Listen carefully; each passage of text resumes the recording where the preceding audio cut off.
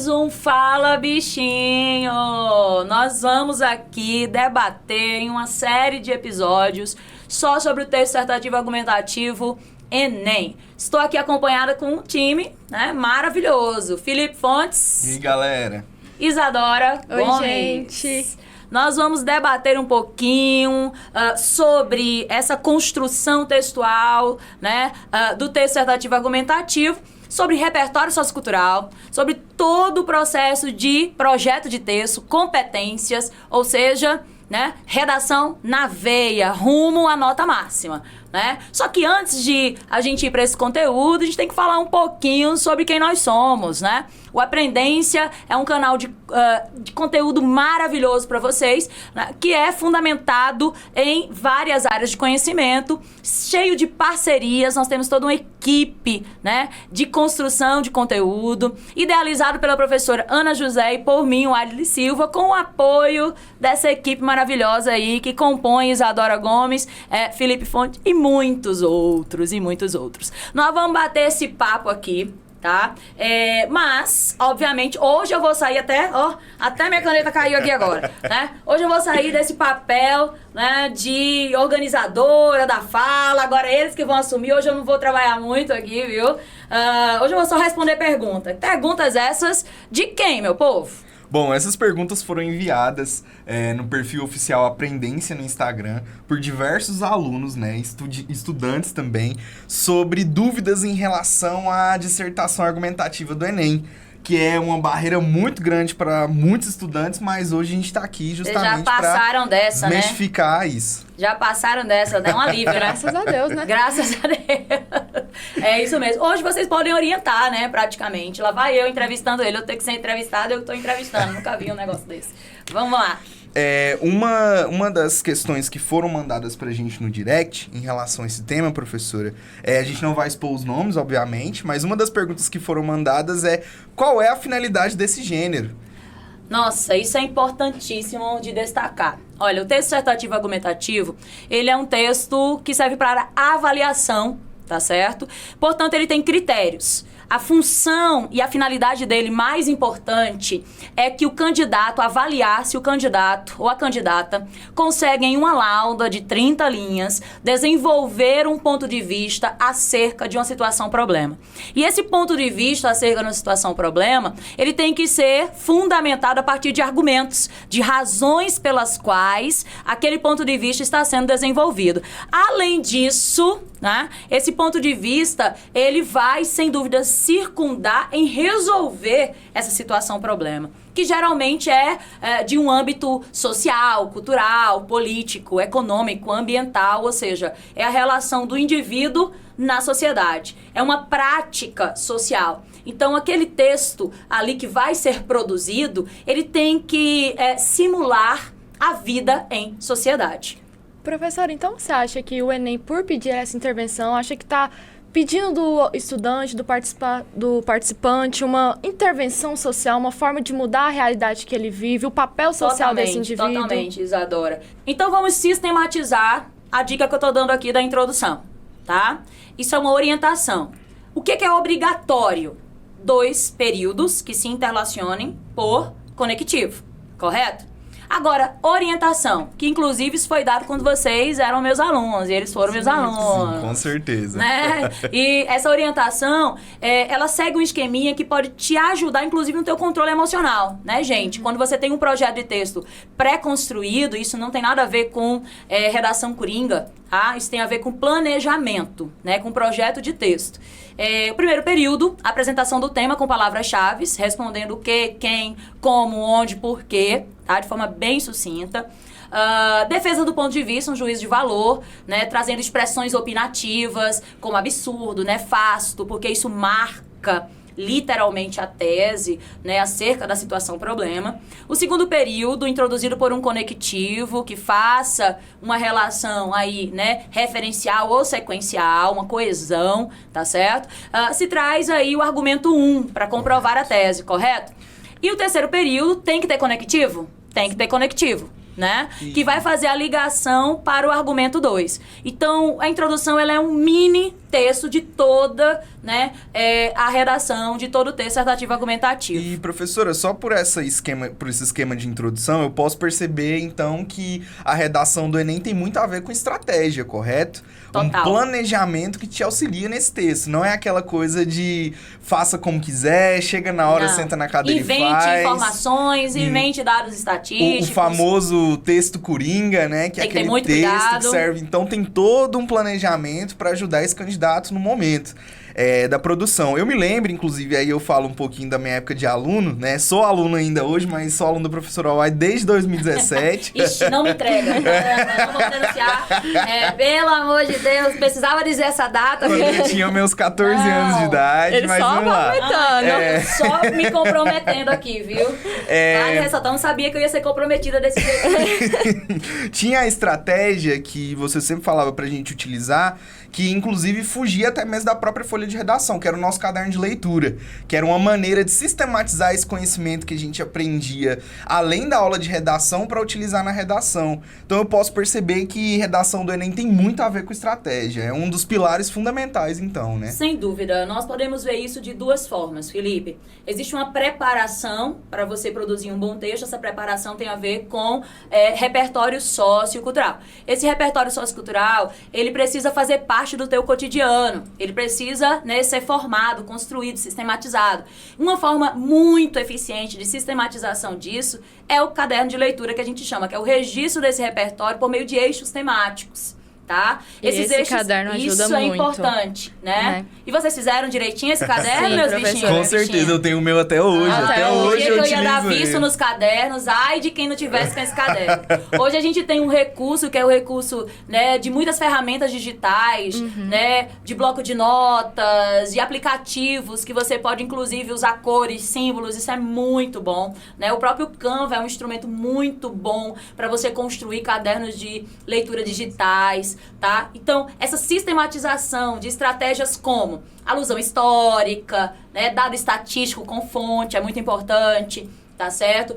Pergunta retórica, eu posso ter aí a contra-argumentação e a argumentação, né? O refutamento é uma estratégia muito interessante, tá certo? É muito importante citação que pode ser direta e indireta, tá? Usar recursos como narração de obras literárias, né? Descrição de comportamentos atualísticos que são verossímeis, isso também é uma estratégia muito bem utilizada. Professora, então, esses repertórios, eles podem ser configurados em estratégias argumentativas, tá? E como é importante a gente saber quais estratégias a gente pode utilizar, né? A senhora sempre bateu muito nessa tecla quando era nossa professora e até hoje, né, com seus alunos. Porque quando você sabe as estratégias, você tem organizado no seu caderno de leitura, acaba que o seu texto vai fluindo de uma maneira, né, mais adequada, progressiva, né? Hierárquica. Então, isso tem a ver com seleção, né? Organização, hierarquização, interpretação, que são pilares do projeto de texto. Né? Pilares muito importantes do projeto de texto estratégico. Então você tem um caminho, né? Você não tem surpresas ali, você já sabe o que precisa colocar, como colocar. Então essa dica aí da estrutura realmente eu acho muito importante. Lembrando que o desenvolvimento ele vai depender da introdução, tá? Correto. A gente pode dizer, existe formas de você organizar esse desenvolvimento através de estratégias argumentativas que você tem mais facilidade, né, de relacionar, de concatenar, de articular, sem dúvida. Vamos perceber que o segundo parágrafo, ele tem que ser introduzido e a gente orienta isso, né, pelo operador argumentativo. Peraí, professor. Então tá? você tá falando conectivo, operador argumentativo, como é que funciona isso daí? Olha, é muito importante que a gente tenha a máxima na nossa cachola aí, né, meus bichinhos e minhas bichinhas, tá bom? Todo operador argumentativo é um conectivo, mas nem todo conectivo é operador argumentativo. Qual é a diferença? Tá? Os conectivos, eles vão até gaguejei. Os conectivos, eles vão fazer uma coesão referencial, né? Os operadores, além de fazer essa coesão referencial, ele também faz uma coesão sequencial, tá? E introduz o argumento. Ele por si só, ele é completo de sentido, né? O operador argumentativo, ele traz o sentido, tá? Uma relação aí semântica de conclusão, de adversidade, né? De oposição, nesse caso, de consequência, de continuidade. Ou seja, tá? O operador, ele opera um argumento. Eu gosto muito de usar a metáfora tá? Quando você vai dirigir, existe um motorista Correto. ali, correto? É como se o operador, ele fosse esse motorista que vai conduzir o carro. Então, ele vai conduzir o argumento. Tá? Excelente, professora. Então, é muito importante que no segundo parágrafo se introduza por meio de um operador argumentativo, faça a retomada do argumento 1 com vocabulário diversificado, isso é muito importante. E a senhora tá? indica aí algum operador, professora? O próprio Enem traz como indicação nas cartilhas que ele divulgou em 2019, pela primeira vez e única, né? Eu acho que essas cartilhas do avaliador deveriam ser, na minha opinião, divulgadas todos os anos. Em 2019 foram divulgadas. E lá no esqueminha que ele orienta os avaliadores, né? E eu sei que você é avaliadora também, sabe? Falar com muita propriedade. O Enem traz o diante desse cenário, né? O Enem traz esse operador que vai fazer a referenciação e vai fazer a sequenciação e vai operar esse argumento de continuidade. Excelente, tá certo? excelente. Uma coisa importante, só pra gente fechar essa dicasinha aí pra galera, né? Esse período de retomada do argumento 1, ele precisa ser aprofundado, correto? O argumento 1? Correto. Sim. Se ele precisa ser aprofundado, como ele vai ser aprofundado? Através da relação entre estratégias argumentativas diferentes, que se articulem. Aí, o segundo período do segundo parágrafo tem que ter um conectivo, correto? E que se traga estratégias argumentativas relacionadas, tá? Terceiro período do segundo parágrafo também pode se trazer o conectivo, ou seja, quantidade de períodos, quantidade de conectivos. A partir do segundo período do primeiro parágrafo, todos os parágrafos, todos os períodos têm que ser introduzidos por conectivos ou operadores argumentativos. Inclusive, professora, uma das perguntas que lançaram aqui pra gente no direct foi justamente sobre isso. Porque a gente tem uma redação que ele tem 30 linhas para ser feito, mas a gente pode perceber que só por esse momento aqui do nosso podcast tem muita informação. Nossa. Então, uma das perguntas foi justamente essa. Se existe esse limite, essa quantidade de conectivos, de operadores argumentativos. Porque às vezes os alunos se assustam, penso eu, com a quantidade de linhas, 30 linhas, e essa quantidade de informações. Tese, argumentação, conclusão, conectivos. Tudo depende da estratégia argumentativa. Exatamente. Todo parágrafo dissertativo, é importante que ele tenha 2 períodos no mínimo, não existem máximos de período, mas tenha bom senso, tá? No mínimo 2 períodos que se relacionem por conectivo. O único período que não vai ter conectivo é o primeiro período do primeiro parágrafo, que vai conectar com o quê? Com o título? Não. Até porque o título, ele é bônus no Enem, ele não é uma obrigatoriedade, né? Você nem perde nem ganha. Tá? O mais importante é que esses parágrafos eles sigam uma sequência de ideias progressiva. Tá? O terceiro parágrafo, por exemplo, tem que ter o operador argumentativo para introduzi-lo e ele precisa trazer o aprofundamento do argumento 2, que foi citado aonde? No primeiro parágrafo. Com vocabulário diversificado e com estratégias argumentativas que se interrelacionem. Aí o candidato ou a candidata é que tem que escolher, eu vou fazer isso em 2 períodos, vou fazer em 3 períodos, tá? A quantidade de períodos tem que ser a quantidade de conectivos. Então, se eu tenho, por exemplo, galerinha, ali, ó, um parágrafo com 4 períodos, e ele é o segundo e o terceiro parágrafo, o D1 e o D2, o desenvolvimento, tá? Com 4 períodos, eu tenho que ter 4 conectivos, Correto. tá? Sendo ele operador argumentativo ou conectivo. É muito importante dizer que na grade de correção, na competência 4, tá? 2 coisas são importantes, Felipe. Eita, professora. Olha, Peraí, você dica. citou um termo Pera muito aí. interessante.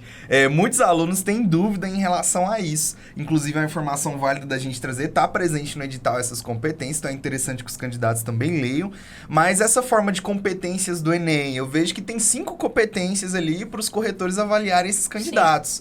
Né? Essas competências, como que funciona cada uma delas? Competência 1, 2, a 5, a 4. Surgiu muita dúvida no direct em relação a essas competências. Então, Como que funciona vamos que vamos, né? Competência 1, modalidade padrão, tá certo? Escrita formal. Veja, nós temos as variações linguísticas, mas o texto ele é avaliativo. Se ele é avaliativo, ele quer avaliar se você consegue, tá certo? Apresentar um texto na modalidade padrão, escrita formal da língua portuguesa. Então, gíria tá? em hipótese alguma. Só se for para servir como um exemplo e estiver relacionado com um tema por exemplo, variação linguística, eu vou trazer a gíria como uma variação social, e eu vou trazer isso entre aspas, falando que isso é uma exemplificação de uma forma de fala ou escrita. O VC, tá certo? o TB estão excluídos, as abreviações estão completamente excluídas. Completamente. Entendi. A competência, tá certo? 2, vai cobrar a estrutura textual, se o aluno consegue ter as 3 partes do texto desenvolvidas, né? Introdução, desenvolvimento e conclusão. E o repertório sociocultural, que tem que ser um repertório além da coletânea. Um só. Segundo a cartilha de avaliação, tem que ter pelo menos um repertório sociocultural, além do que foi apresentado na coletânea. Pode usar a coletânea? Pode usar paráfrases da coletânea, de forma direta ou indireta, tá certo? Sem dizer segundo a coletânea, eu tenho que dizer a fonte do conhecimento, da informação, né, Felipe? E é importante a gente frisar, pessoal, que essas informações que estão sendo trazidas aqui contam no material oficial do Enem. Exato, então, caso tá na cartilha do estudante, tá certo? Tá na matriz e tá no material de avaliação que capacita os avaliadores, tá? Então, a competência 2, ela vai avaliar se o repertório sociocultural trazido, ele é, né, literalmente, legítimo, pertinente e produtivo. É na ordem? Sim. Vamos ver se vocês fizeram o dever de casa. Agora eu vou fazer pergunta e tem que responder. Vamos ver se esse povo fez o dever de casa, viu? Tchan, tchan, tchan. Lá vem. Lá vem. Legitimado é o quê? Tenha, né, uma legitimidade, seja reconhecido nas áreas do conhecimento. Minha professora me ensinou muito bem. Exatamente. O repertório ele tem que estar fundamentado em pelo menos uma área de conhecimento. Existem regras? Sim. Isso é um outro episódio. Exatamente. Porque a gente pode falar só de legitimidade aqui, tá? Mas um exemplo, tá bom? Quando eu tenho, por exemplo, um produto, eu tenho que ter o nome desse produto. Tá? Quando eu tenho, por exemplo, um estudo, eu tenho que ser o nome desse estudo ou quem realizou esse estudo. Isso são muitas informações. Segue a gente no canal pra vocês verem mais aprofundadamente. Lá tá tudo mais aprofundado, tudo, né? Tudo. A gente só tá dando as dicas aqui Exatamente. correndo. Tô até correndo igual que eu tô correndo da polícia aqui, viu? E uma coisa muito importante também, né, é que a pertinência, ela é exatamente o repertório legítimo em que eu faço a relação comparativa, analítica, com pelo menos uma parte do tema. Então, nada de usar um repertório sobre intolerância religiosa e uma redação de violência contra a mulher. Totalmente incompatível, Entendi. Tá certo? Por isso que o repertório coringa, você tem que ter Perigoso. muito cuidado, é bem perigoso, cuidado. tá certo? O repertório, você pode ter repertórios prévios para eixos temáticos. Sim. Isso eu indico. Isso é bom. Isso não é questão de ser coringa ou não. Isso é um repertório adequado para aquele eixo temático, para aquela situação que entra problema. no caderno de leitura, Exatamente, exatamente. E a produtividade. A produtividade, sem dúvida, é o quê? Tá? Quando eu tenho um repertório legítimo, pertinente, em que ele está relacionado com o ponto de vista, com a opinião, com o juízo de valor, com a tese, com a linha de raciocínio que eu estou defendendo acerca da situação problema. Tá? E aí, pessoal, existem formas, existem estruturas sintáticas que podem ser desenvolvidas, sintático-semânticas. Também é outro momento de dica. Inclusive, como fazer a tese, tem no nosso canal uma estrutura muito massa de indicação. A né? aprendência oficial já tá lá. Exatamente.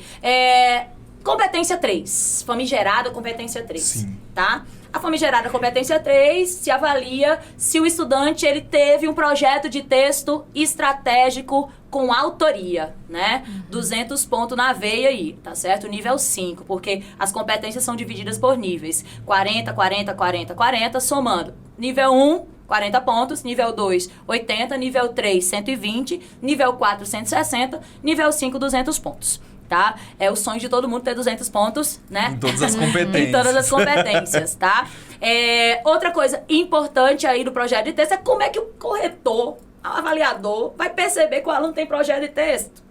Isso é uma dúvida muito grande, não só, eu penso, para os avaliadores, como também para os alunos que estão produzindo. Porque aquela redação dissertativa argumentativa, ela não vai passar somente por um corretor. É válido a gente ressaltar isso. Já tá dando spoiler pra próxima coisa que eu vou falar, exatamente. Não é somente um corretor que vai ter contato com aquela redação.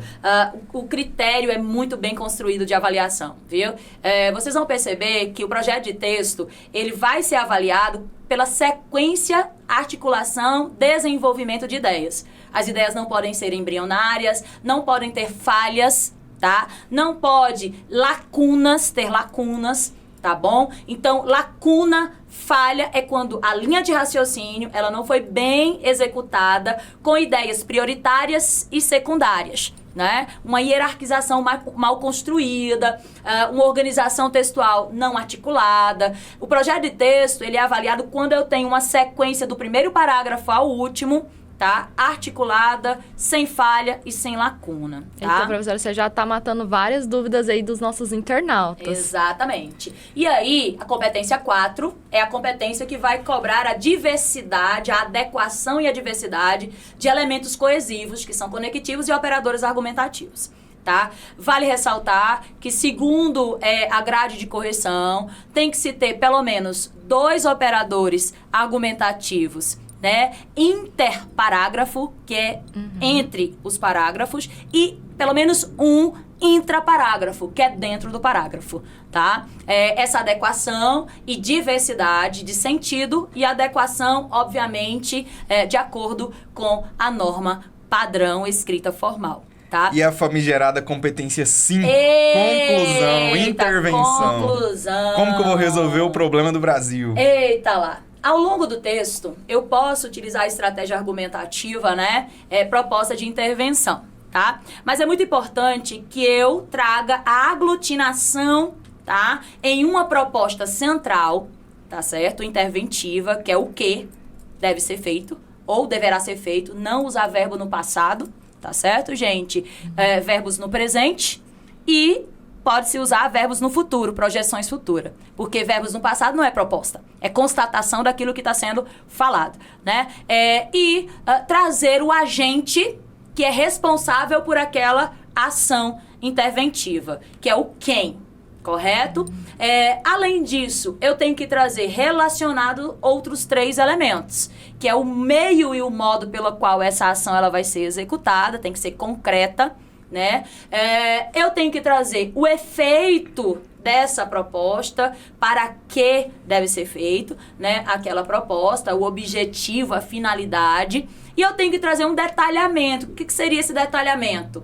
Tá? Ele seria uma informação a mais de qualquer um dos 4 elementos, tá certo? Que pode ser o agente, a ação, o meio e modo e o efeito. Tá? Esse detalhamento, ele pode ser 4 coisas. Uma especificação, uma justificativa, tá? Uma explicação e uma especificação, tá bom? Muito importante, existem formas e estruturas sintáticas semânticas que podem desenvolver e conectivos que são marcadores linguísticos para cada um dessas. Eu falo demais. E esse problema, professor, essa situação problema, ela vai ser resolvida pelo candidato ou por um agente? Pelo agente. A questão do envolvimento sentimental, do discurso apelativo, tá? Da utilização, olha, é importante a gente falar da pessoa verbal. Né? Existem mitos, por exemplo, que não pode ser utilizado a primeira pessoa no plural. Você não pode ficar trocando pessoas verbais. Ou eu uso a terceira pessoa, do início ao final do texto, ou eu uso a primeira pessoa do plural, do início ao final do texto. Tá? O que eu não posso fazer ao utilizar a primeira pessoa do plural é trazer sentimentalismos, apelação, argumentos questionáveis, sentimentalismos, correto? E houve uma polêmica muito grande há um tempo atrás envolvendo a conclusão do Enem, a proposta de intervenção, que até hoje é um debate muito grande, penso eu, dentro da área da correção. Já vai me encalacrar, viu? Que é a questão dos direitos humanos. Os direitos humanos, até um tempo atrás, foi debatido isso dentro das provas do Enem em relação ao desrespeito ou não dos direitos humanos. Se isso poderia chegar ao limite de zerar a redação de um aluno, desclassificar ele, desconsiderar a proposta de intervenção. Havia algumas alas que falavam na época, que diziam na época que esse descarte dos direitos humanos poderia acontecer, que o candidato não seria penalizado, e existia outra área que afirmava o contrário. Isso já foi até questão judicial, Sim, viu? é importante ressaltar. Muito importante. Vocês fizeram o Enem em 2019. Pois é. Gente, olha, lá pra trás, tá? Coisa de mais de 10 anos pra trás, foi um período em que, se o candidato desrespeitasse os direitos humanos, ele zerava a prova inteira, tá? Ações, debates, porque a avaliação, ela é, né, processual, ela é reflexiva, ela tem que debater com a sociedade, tem critérios científicos, sem dúvida, linguísticos ali, né? Mas ao longo dos anos o Enem ele vai aprimorando. Tá? Alguns veículos, como da Escola Sem Partido, entrou em ações judiciais em relação ao MEC, ao Enem, para que a liberdade de expressão fosse vista, obviamente, não como desrespeito aos direitos humanos. Pessoal, isso tem que ter muito cuidado, tá? O desrespeito aos direitos humanos pode não zerar a redação como um todo, mas ele é um problema, tá certo? Que vai tirar pontuação sua em relação à adequação temática, à linha de raciocínio e organização. E se for feito na conclusão, zera a conclusão. A proposta ela tem que respeitar os direitos humanos. Até mesmo porque o tema apresentado no Enem é uma situação problema. Exatamente. Então a gente sempre tem que considerar as nossas legislações, a multiplicidade de culturas e não desrespeitar esses direitos. Exatamente. Né? Então é muito importante, achei interessante falar sobre isso, porque foi uma polêmica, um debate, e até hoje percebo muitas pessoas, pode ou não pode, vou perder ponto ou não se eu desrespeitar os direitos humanos em torno dessa polêmica. Não só da redação, mas do tema em si, direitos humanos. Toda argumentação ela tem que ter fundamentação, né? Sem uma fundamentação científica, esqueça esse argumento. Tá bom? Essa argumentação científica, ela tem várias áreas. Humanidades, sociais, ciências da natureza, né? Sem dúvida, tá? Linguagens, códigos, tecnologias, o direito, tá? A legislação. Então, a física, a biologia, as ciências exatas. Ou seja, o argumento não tem fundamento, é questionável? Não usa. Não inventa argumento, não inventa dado estatístico. O corretor vai conferir? É para conferir. Tá?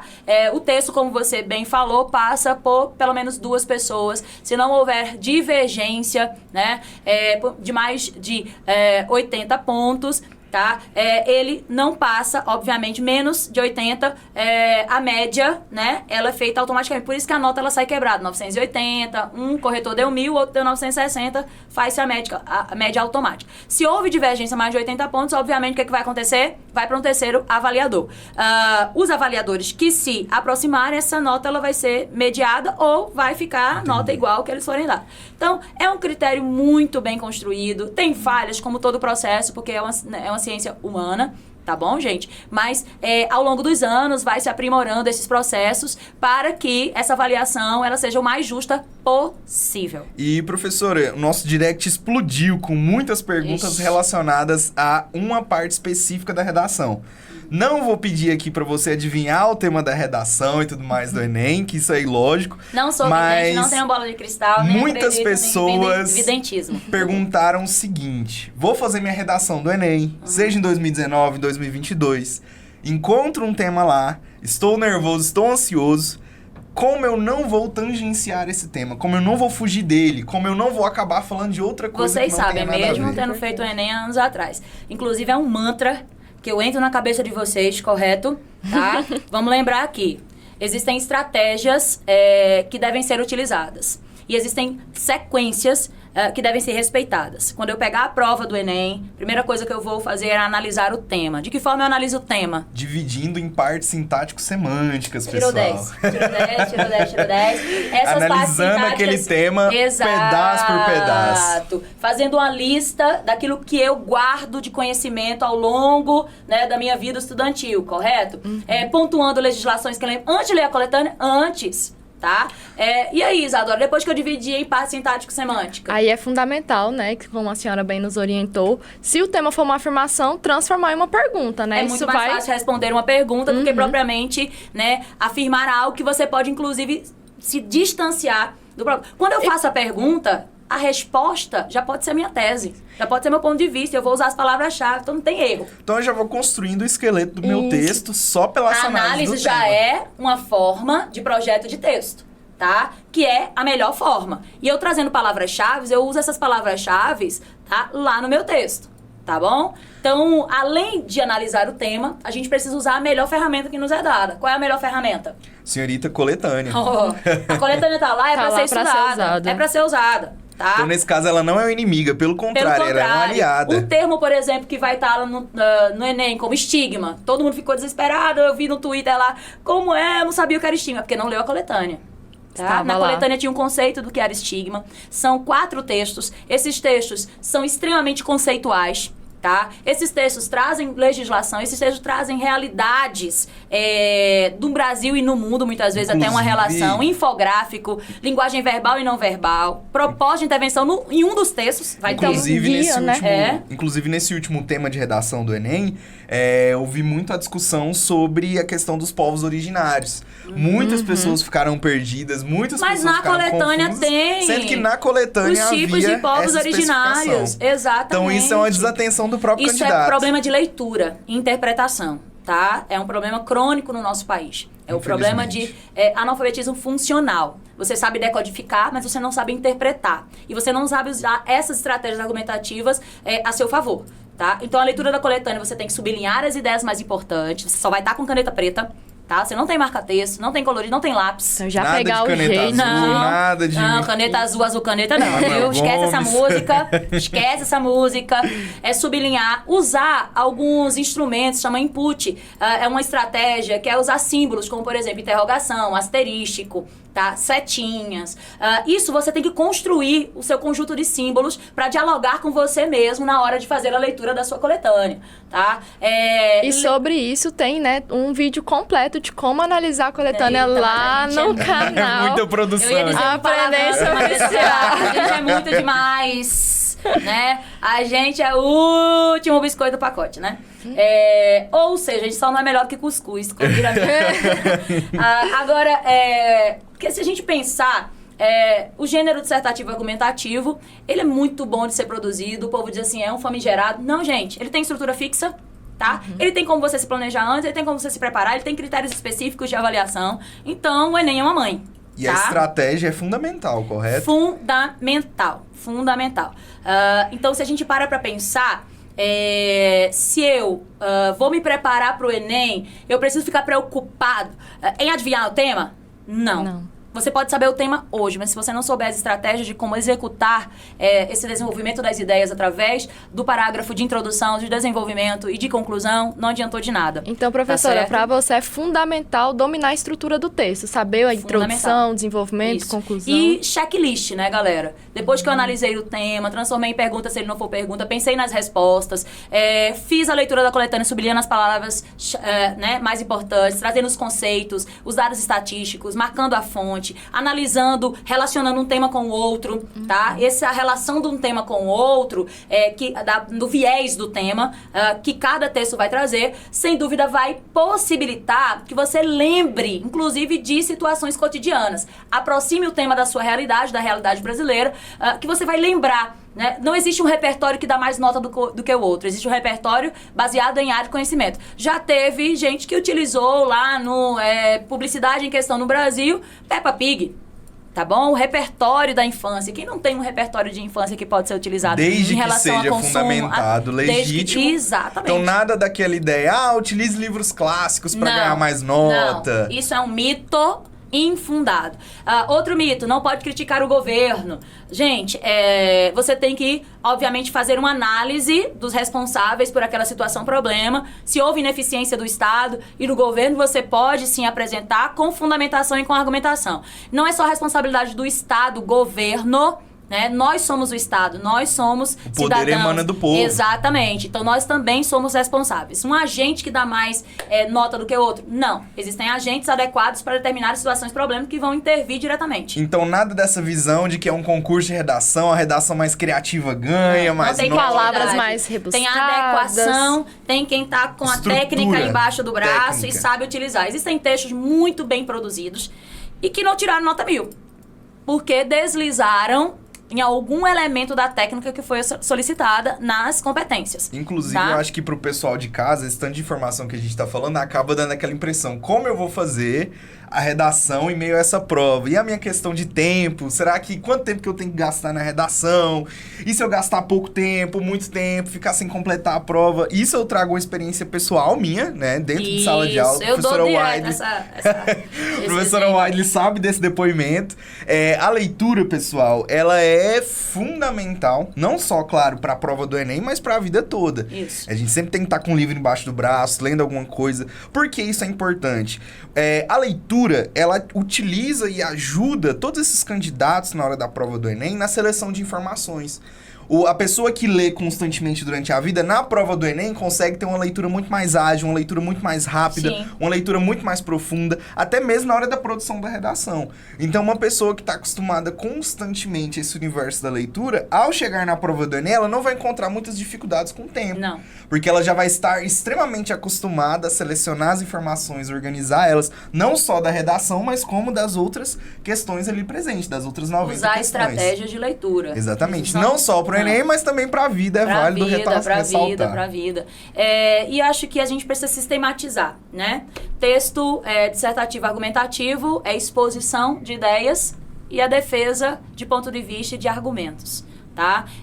Nada de acordo com pessoalidade, e sim com ciência, áreas de conhecimento. Nada de trazer o depoimento do vizinho, a fala da mãe. Não, tem que ser de domínio público, tem que fazer parte da história daquela área de conhecimento, tem que fazer parte da atualidade e ter verossemelhança. Tem uma estrutura fixa, introdução, desenvolvimento e conclusão. Cada parte desse texto tem obrigatoriedades. Correto? Existe estratégias argumentativas que podem ser utilizadas ao longo do texto. Se a gente for listar, existem milhares, mas vamos listar algumas, né? Que a gente já falou. Contextualização, exemplificação, problematização, contra-argumentação, causa e efeito, né? Narração, citação. Tá? Citação, direta ou indireta. Ou seja, são milhares de argumentos. Roteiro, intertextualidade, interdiscursividade, conceituação, definição. São várias possibilidades. Hipótese.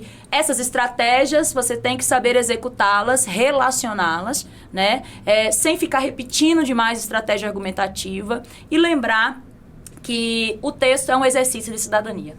Também. Tá? E esse Isso é exercício de fundamental. cidadania, você vai intervir a partir de uma situação, problema, né? E você vai pensar em como essa situação, problema, ela se caracteriza nos dias atuais. Sempre Brasil, mundo, Brasil. Não é à toa que o nome da prova é o Exame Nacional do Ensino Médio. Então a gente tem que Exatamente. lembrar que ali a gente tem estudantes das mais variadas regiões do país, um país que tem dimensões continentais, das mais variadas condições financeiras, realidades vividas, pensamentos, opiniões. Tudo. Então essa prova ela tem que abarcar todos esses jovens brasileiros, milhares de jovens brasileiros que estão ali buscando acesso ao ensino superior.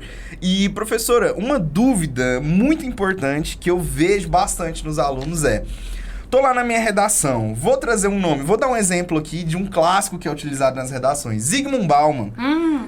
Pra falar já é difícil, imagina pra escrever. O corretor do Enem, ele vai me penalizar se eu escrever o nome de um filósofo, Não. de um historiador incorreto? Não, ele só tem que ter clareza de qual filósofo, qual historiador, qual pensador, cientista você está trazendo, né? Essa inadequação ortográfica, se assim, por exemplo, naquele nome, naquele sobrenome, tá? Tem que ser possível da gente raciocinar que aquilo ali é aquele pensador, tá? O mais importante é acertar a teoria, tá?